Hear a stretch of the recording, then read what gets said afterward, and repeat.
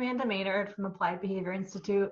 This is my third attempt at this Webclass Wednesday. I think Facebook doesn't like me today, so it's kicked me off a few times. So I'm recording it, and then I'm going to go back and check for questions and comments afterward, and I'll get back to anybody. So thank you for watching. This is an update on telehealth. It's been a couple months, and ABI has been successfully delivering ABA therapy via telehealth. So this is our update for parents who may be interested, for clinicians who are looking for some tips. It's definitely a time when people are helping each other out in the field, providing information on social media of how they're making ABA work for their clients. So feel free to use any of this information, pass it along to anybody who might need it. And always reach out to us if you have any questions or need any help. All right, so I have a presentation. So I'm on Zoom right now. I'm going to share my screen. Zoom is what we use with our clients for ABA therapy. And the screen sharing feature is something that we use a lot. It's very helpful. So this is what that looks like. Now you can see my screen. I'm also able to give you control of the mouse. So that works for a lot of activities that we do in Zoom sessions with clients, such as games, but I'll get more into that later.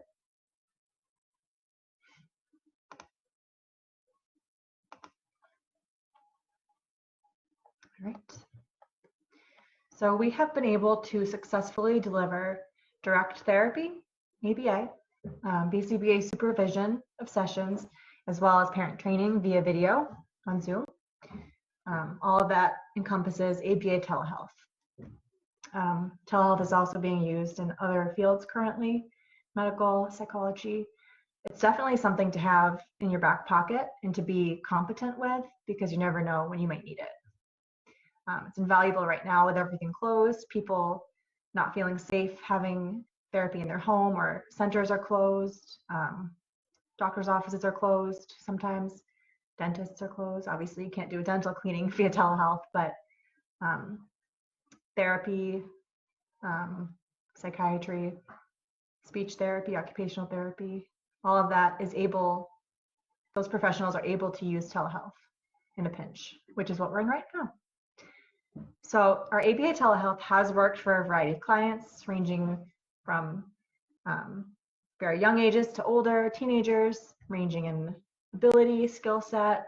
It's all about tailoring that therapy to the client's needs and to their abilities. So with that being said, there are some prerequisite skills that are required, or at least the beginning of those skills, so that we can shape them up to be stronger skills, which those are sitting and attending to a screen. Those are the basic requirements. So if the client's able to do that, even just for 5 or 10 minutes, we can reinforce and shape that to longer and longer sessions.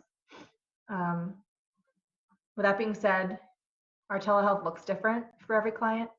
It's focused on their skills, their needs, tailored based on their individual goals, which we get those from assessment, obviously, as clinicians, and also caretaker needs. In the moment with COVID, the needs might be a little different. People are home all day. Parents have different things they might want their kids to be working on. So we take all that information and build our therapy based off that. And since we're not able to be in the home for hours a day, we're going to focus on the priorities first and what matters now. For a lot of kids, that's just avoiding regression, maintaining skills they already have, or increasing adaptive skills, independence. And a big thing we focus on is building and maintaining rapport with our clients, because we don't want our ABA therapy to be something that they hate every day. We want it to be something they look forward to, and building a relationship and something that we can increase. And it's not just another stressful part of their day. There's enough going on right now that's stressful. We don't need to add to that. So with that being said, our ABA therapy is anywhere from 15, 30 minutes a day up to 2 or 3 hours. It really depends on what a client is able to do. We're not going to make a client sit for 3 hours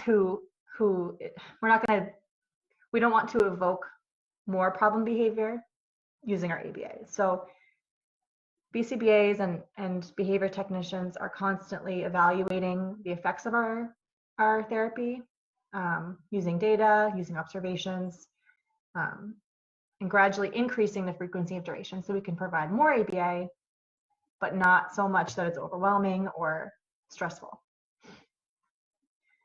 So the primary goal that we have is to be a consistent presence in the lives of our clients. So once a week, probably not the best. Some companies I've heard of are doing really short sessions, like 15 minutes, but doing them 4 times a day. Just whatever works for the client and their family, that's what we're focused on. So with that being said, we embed a lot of breaks into our sessions. We kind of assess what can the client do? How much attention how long are they able to attend to the screen? Is it 10 minutes and then they need a break? It's just different for every client. So a lot of assessing is done at the onset. Zoom is our best friend when it doesn't decide to kick us off. It's been extremely helpful to have Zoom because first off, it's HIPAA compliant, so you don't have to worry about anything weird going on. Obviously, you can do the video calling. It's a lot better to be face-to-face with someone versus on the phone, in my opinion. You can screen share visuals, token boards, YouTube videos, games. There's a huge variety of things, which I'm going to show you at the end. And screen and mouse sharing is really awesome, and kids love it. Boom cards, in conjunction with Zoom, are extremely helpful as well, because what the boom cards are a replacement of our paper stimuli that we typically use. So with each client's goals, there's often stimuli associated with those goals. For example, function of the object might have pictures to go with it, arrays that are made by the BCBA, and a lot of those already exist in the Boom library. So what Boom is it's basically like interactive teachers pay teachers. And any lesson or any skill that you can think of, for the most part, already exists. And I'm going to show you that afterward too, with examples of the already made Boom cards, which are really cool. As I sort of mentioned before, we embed breaks and reinforcers into our sessions. So that's going to vary from kid to kid, but a lot of kids like YouTube, obviously. So we might ask mom or dad, what YouTube videos do they like? We might ask the client, what do you like to do on breaks? We're going to embed those breaks strategically in our sessions so that the client's not burnt out. There's something for them to earn, to work toward. A lot of online games that the kids like, but we can also sneak in some incidental teaching. Some examples are Pictionary, brain teasers, online board games, which can help teach some skills like turn taking, rule following, conversation skills, which actually end up being a lot of the skills that we're working on with our clients anyway. So this is just a fun way to target those.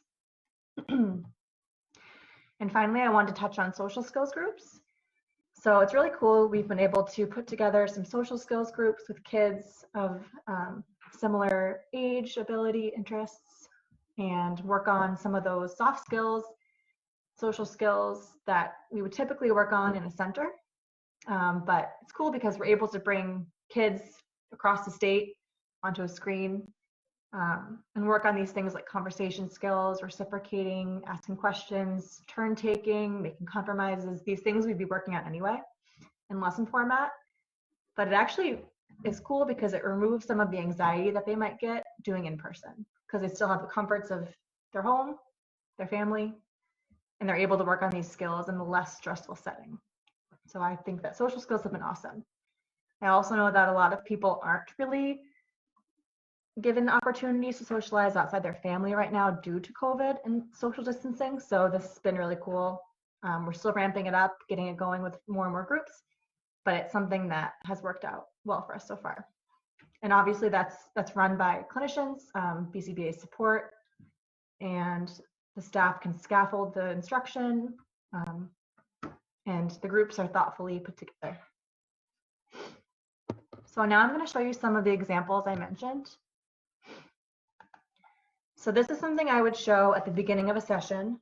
It is a schedule. It might look different for every client.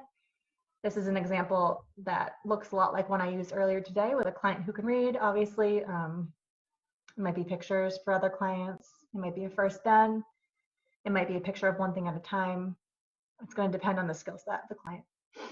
So it's helpful to show at the beginning because then the client knows this is what we're doing today. Here's what my breaks are. Here's when we're doing the fun stuff. It serves the same effect as using a visual schedule in in-person ABA. So for this client, we had social skills video, discussion and questions, then a water break, then the boom cards, which I'm going to show you, a game of Pictionary, and then 5 or 10 minutes of trying something new, which was actually one of that client's goals. And then the session's over. So it's always good to have that there as a reminder. We go over it in between each activity so they know where they are, cross it off, or delete it even. Works really well. You can make it on the fly. I usually make a schedule before each session, and it works really well. Also, any type of visual of a contingency or rules or reminders that are helpful to that client. You can have everything at the top like I have and then pull it up as needed, which is cool because in-person therapy, a lot of the times you have 4 different visuals and you're pointing to that one. So when you're on the screen, you can show one at a time. So the child is able to know, okay, I'm focusing on this one right now. Here's my How to Earn Free Friday. And their eyes are on that. There's nothing really competing with it. So that's a very cool perk of teletherapy. And now the famous boom cards. So I'm just going to show you a couple of examples of these. These are very cool. So in the boom store is anything you can think of, any skill that you would typically target in ABA or speech, even education, math, reading, exists in the boom cards already. So like I said, it's very similar to Teachers Pay Teachers. It's built like lessons already, but they're interactive. So a lot of them are free, some are paid. Again, similar to Teachers Pay Teachers. But anything you can think of, you just search. Here are some of the things I've searched: social skills, coping, middle school, making friends, friendship, ID animals. Different for every client. And then they go into your library. So here's my library. As you can see, I have a ton of different boom cards, and I'll just show you a couple as examples. Ending conversations. So it's interactive.